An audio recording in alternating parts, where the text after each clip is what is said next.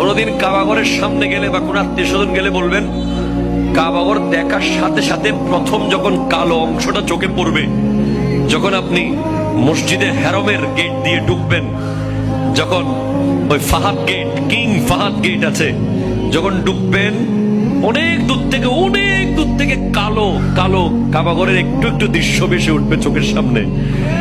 তখন দোয়াটা করবেন, কি দোয়া করবেন কয়টা? যখন কয়টা? একটা দোয়াই কবুল হবে দেখার সাথে সাথে। কাবা ঘর দেখার সাথে সাথে প্রথম যে দোয়াটা করবেন ওটা কবুল করবেন কে? এখন শিখে নেন, অনেক মানুষ জানেন না হিকমত।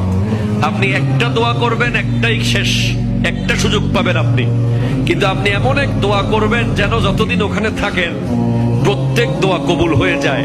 এই হিকমতি দোয়াটা শিখে নেন। আপনি বলবেন, আল্লাহ আমি 10, 12, 15 যতদিন এখানে থাকবো, যতগুলো দোয়া করব সব কবুল করে নিয়েন। দোয়া করছেন কয়টা? পাবেন কয়টা? কাবা, কাবে কি রৌনক, কাবে কা মঞ্জর, আল্লাহু আকবার, আল্লাহু আকবার।